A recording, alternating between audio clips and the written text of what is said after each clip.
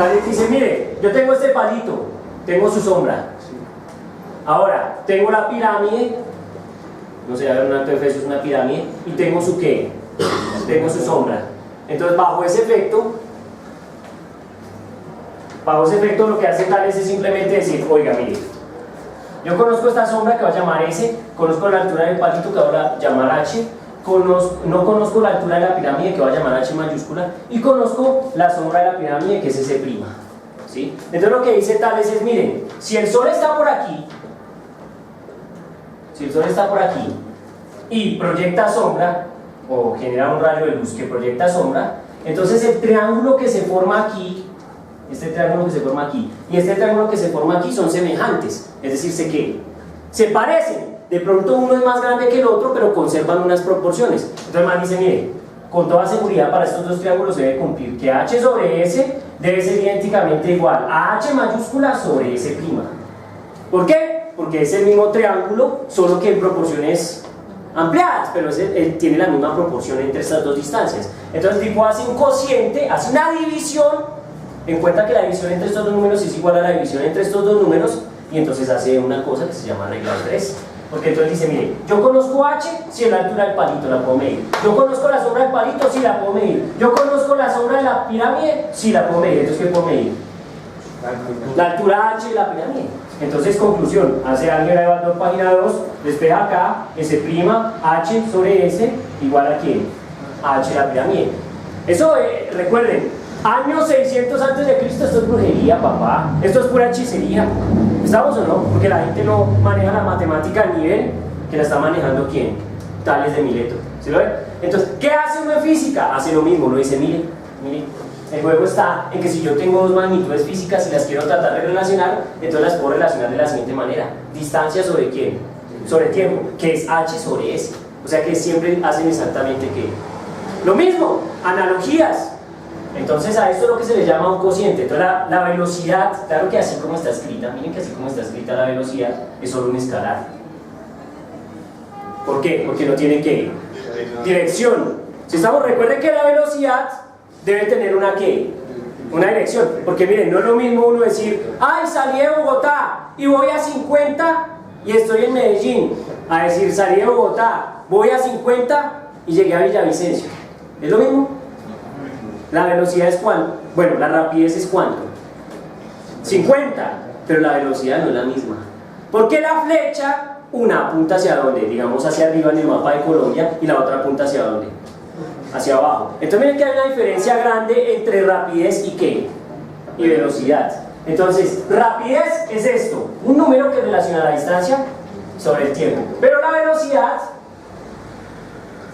es un ¿qué? Es un vector. Es un vector que es desplazamiento sobre ¿quién? Sobre tiempo. ¿Conocen el vector desplazamiento? Mírenlo acá. O sea que la velocidad es una magnitud vectorial. Tiene dirección también. ¿Sí está claro? Eso es importante. Entonces, de aquí en adelante usted tiene que aprender a hablar muy diferente. ¿Cómo así? Cuando usted está en el salón de clase, usted tiene que decir, profesor, velocidad, y tiene que estar hablando de vector. Cuando uno habla de velocidad en la calle, la gente no habla de ¿qué? De vector. Cuando uno habla de Schumacher, uno dice, uy, qué velocidad. ¿Estamos o no? Y de pronto lo que está pensando es en rapidez. Si estamos, generalmente el público en general habla es de ¿qué? De rapidez, o sea, el número. Pero resulta que el número es solo un dato de lo que es la velocidad en sí. ¿Está claro? Entonces la velocidad es un vector y la rapidez es un escalar. Pregunto, ¿eso está claro? Esta es la versión, esta es la versión más chipcha de velocidad. Tan chipcha es que un niño la tiene que clara. Y uno puede hacer otra carrera. Uno cuando es niño también puede hacer otra carrera, y es que es que tan le dan a uno un tiempo fijo y le dicen cuánta distancia recorre uno en ese tiempo fijo. ¿Quién gana? ¿Quién gana? El que haga más distancia en ese tiempo. El que haga mayor distancia en el tiempo dado. Entonces miren que otra forma es, me dan un tiempo fijo, que es conocido, que es este, y gana el que haga una distancia más larga. Entonces puede ser que este haya hecho esta distancia y puede ser que haya hecho esta distancia. ¿Quién gana? Pues en este caso, el de abajo. Puede ser que en este caso sea la niña. Entonces dice, miren, la niña es la que gana esa carrera. ¿Sí está claro cómo es el juego? Entonces, el caso es que no importa cómo nos cambie la estructura, la velocidad o la rapidez que define el juego solo está determinada por dos valores numéricos o por dos entes físicos: tiempo y distancia, y no es más.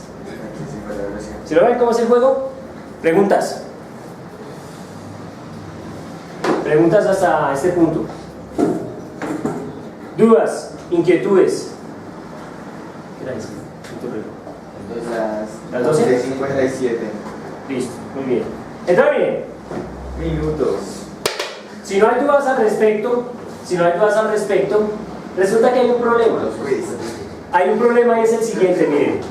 Esta ecuación es demasiado light, es demasiado tranquila para explicar lo que es realmente la velocidad. O sea, se requiere mucho más tecnología para poder explicar la velocidad.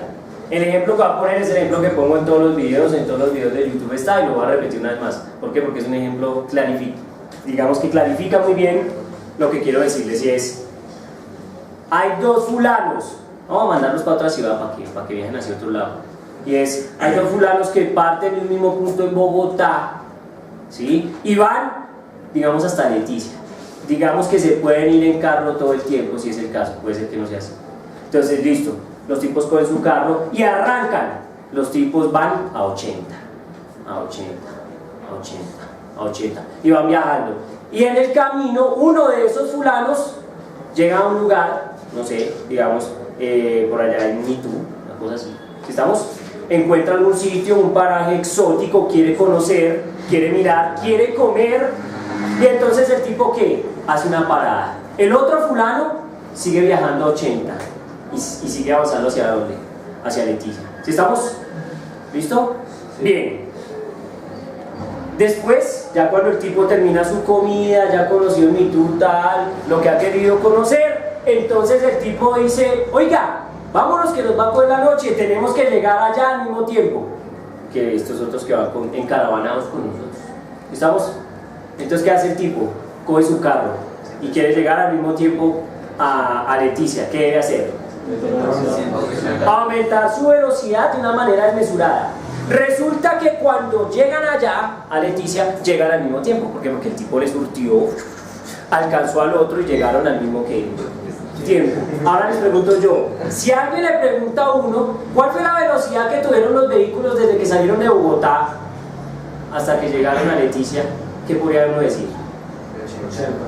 80 kilómetros por hora. ¿Está de acuerdo o no? ¿Por qué? Porque gastaron el mismo tiempo en recorrer la misma distancia. Entonces el tiempo 1 marcó 80, o sea que la velocidad de los dos debería ser exactamente la misma. ¿Estamos? Les pregunto yo, ¿están de acuerdo con eso? No, ¿por qué no? Porque el segundo tuvo una aceleración más alta para alcanzar el primero. Claro, o sea, hay algo sospechoso, ¿no? Que es que cómo es posible que usted me diga que ese man viajó a 80 si hubo un momento en que viajó a 160, no sé, por decir algo, porque tuvo que alcanzar al otro. Entonces la pregunta es, ¿cómo me puede decir a mí que la velocidad es distancia sobre tiempo cuando realmente no me está dando reporte de lo que está pasando? Que si yo cojo la distancia y la divido entre el tiempo, pues resulta que no me va a dar lo que me están diciendo. ¿Estamos de acuerdo o no? O sea que ahí hay una falla, ahí hay un problema. Entonces, para uno poder definir la velocidad bien, tiene que usar tecnología matemática. ¿Cómo así, profe? Sí, lo que pasa es que esa velocidad que yo les estoy enseñando, que es distancia sobre tiempo, es solo una velocidad que se llama velocidad media. ¿Estamos? Esa es la velocidad ¿qué? Media. Y entonces, como esta es la velocidad media, pues la velocidad media no me dice nada. Solo me da un datico ahí, lo que podría haber pasado, pero que realmente no pasó. Entonces, miren, por ejemplo, en el problema de Ash Ketchum y de Pikachu, nosotros podríamos haber calculado la velocidad de Ash haciendo esto. Y es esto. Decimos nada, como es el desplazamiento, entonces es R final menos R inicial. ¿Están de acuerdo? Todo dividido entre ¿quién? Entre un tiempo. O sea que mientras Ash viajó desde donde estaba hasta donde estaba Pikachu, Pueblo Paleta, no sé, hasta donde haya viajado. El bosque de Corona aparece. ¿Hasta quién? Sí, generalmente. El muchacho ya lo perdimos. Hasta Villa Esmeralda, no sé quién sea. Bueno, el caso es que llegó hasta este punto, entonces la velocidad media fue R final menos R inicial. Pero ustedes estarán de acuerdo que mientras esa flecha nos llevaba de la posición inicial a la posición final de Ash, realmente lo que hizo fue otra ¿qué? Otra cosa. ¿Lo ven? Entonces, como él hizo otra cosa, las ecuaciones no pueden describir esa otra cosa. Por lo menos no esta ecuación. ¿Sí lo pillan? O sea que esta ecuación tiene un ¿qué? Un problema intrínseco. Un problema que realmente es salvaje, un problema que complica las cosas. ¿Sí estamos? Entonces, miren. Para eso, entonces los físicos, los matemáticos dijeron, oiga, mi hermano, esta velocidad media no nos sirve, lo mejor es buscar una velocidad que nos hable más de puntos más cercanos, que es lo que yo te decía a vos, que todos los desplazamientos deben ser cada vez más pequeños. Si los desplazamientos son más pequeños, entonces sí se parecen un poco a la trayectoria, porque miren, los desplazamientos siempre serán vectores, siempre serán flechitas. Entonces, si los desplazamientos son pequeños, al sumarlos todos, se pueden parecer a la trayectoria. ¿Sí estamos? O a la distancia recorrida sobre la trayectoria. Entonces los tipos dicen, miren, lo que pasa es que para lograr ese efecto, lo que yo tengo que hacer es evaluar esta trayectoria en intervalos de tiempo cada vez más pequeños. Entonces ese es el punto donde uno dice, este tiempo es pequeño comparado con el tiempo, digamos, total del evento, que es desde aquí hasta acá. Entonces dicen, estos tiempos pequeños, si los quiero tomar más pequeños, los puedo tomar más pequeños, mucho más pequeños. Y entonces es lo que su profesor de cálculo le dice, mire, es que eso es un límite, cuando el tiempo tiende ¿a dónde? ¿Hacia dónde está tendiendo este tiempo cada vez que lo va haciendo más pequeño? A cero. A cero. Entonces el reto es evaluar esta función matemática, pero cuando el tiempo tiende ¿a dónde? A cero. Porque si yo evalúo esa función matemática cuando el tiempo tiende a cero, entonces estoy evaluando una cosa que se llama la velocidad instantánea, es decir, voy escaneando pedacito a pedacito, pedacito a pedacito, y no grandes pedazos, porque este pedazo es muy grande comparado con toda la trayectoria, entonces no tiene sentido. ¿Sí me entienden cómo es? Entonces, esta sería la velocidad media, y esta sería la velocidad instantánea, y espero no se asusten cuando la escriba. No la voy a mostrar, porque podría demostrarla, pero pues podría ser traumático. Entonces, bajo ese efecto, yo digo que la velocidad instantánea va a ser igual al límite cuando el tiempo tiende a cero, aunque generalmente esto no lo llaman t, generalmente lo llaman un delta de t. O sea, también se puede hacer como un t final menos un t ¿qué? Inicial, porque Askechu empezó en una posición inicial y terminó en una posición ¿qué? Final. ¿Sí estamos? Entonces, mientras ocurre este cambio de posición, también ocurre un cambio en el ¿qué? En el tiempo. Recuerden que cuando uno habla de deltas en física, uno está hablando de cambios de algo. Delta es cambio o variación de algo. ¿Sí estamos? Pues para que lo tengan presente. Entonces yo voy a decir límite cuando delta de t tiende a cero de r final menos r inicial, todo sobre quién? Delta de t. Si ustedes vieron cálculo diferencial el semestre pasado, les tuvieron que haber enseñado el límite que representa la derivada, que decía lo siguiente: límite cuando bueno, no sé, cuando delta de x tiende a cero, o cuando delta de h, o cuando h tiende a cero, de f de x más h menos f de x todo sobre h. ¿Recuerdan? Ese límite es este mismo límite. Es igualito, es exactamente el mismo que límite. Porque r final depende del tiempo que. Miren esto para que lo vean que no es mentira. R final depende del tiempo final y R inicial pues depende del tiempo que inicial. O sea que si por ejemplo yo quiero definir el delta, yo digo aquí que delta va a ser igual a t final menos t inicial. ¿Están de acuerdo? Sí. O sea que yo puedo hacer lo siguiente: si yo digo que esto es R final, yo puedo hacer lo que su profesor de cálculo hacía. Yo puedo decir, esta es la misma ecuación que el profesor me vendió, solo que es la función R evaluada en el tiempo final. ¿Y quién es el tiempo final? Lo voy a esperar de acá.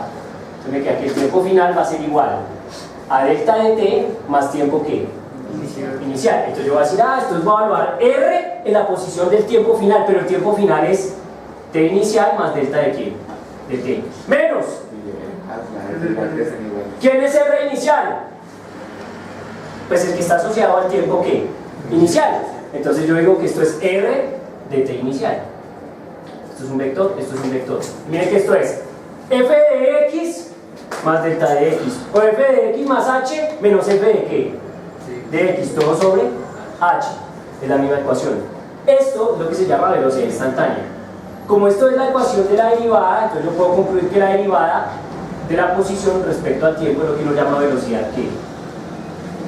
Instantánea. Entonces la velocidad instantánea es la derivada de la posición respecto a quién, al tiempo. Y miren que es un vector, miren que le estoy colocando cachucha.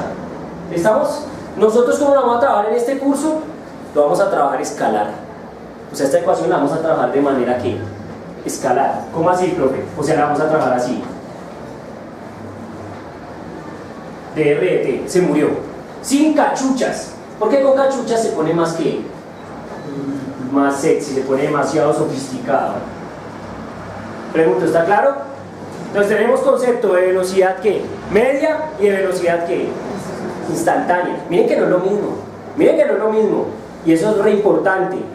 Esto que está aquí, que no lo quise hacer con el rigor que generalmente lo hago, porque esa demostración yo la hago con bastante rigor. Si quieren ver la demostración de esto, pueden mirar, yo tengo otro curso de mecánica clásica, no sé si han visto que yo tengo dos cursos de mecánica clásica, uno dice física, en ese curso yo puse un video, o monté un video donde yo hago esta demostración que, toda, paso a paso. ¿Sí estamos? Si quieren llegar a entender un poco esto. Sí, me olvidó lo que iba a decir. Bueno, pero entonces miren, esto que acabamos de hacer es la manera, es la forma en que Newton se inventó el cálculo diferencial. O sea, si usted quiere saber dónde surgió el cálculo diferencial ese que vio el semestre pasado, ese de las derivadas de los límites de las funciones del dominio, del rango, del codominio, no sé qué, mentiras, surgió ¿dónde? Acá, con el concepto de velocidad ¿qué? Instantánea. Fue en el momento en que Newton descubrió el cálculo diferencial. Porque el reto de Newton era, voy a explicar el movimiento de unos carritos, cómo encuentro la velocidad en cada instante de qué, de tiempo. No en intervalos grandes porque sé que me está mintiendo, porque sé que no me está diciendo la realidad. ¿Me entienden cómo es? Miren que esta no es una cosa trivial. Esto nos va a llevar a entender todo lo que uno denomina las ecuaciones de movimiento de Newton. Bueno, realmente las ecuaciones de movimiento de Galileo. ¿Listo? Lo vamos a dejar ahí. La próxima clase es el miércoles. Tengo laboratorio. ¿Listo? Entonces, nos vemos allá. Quiero recibir un informe de laboratorio el día de hoy, ¿no es?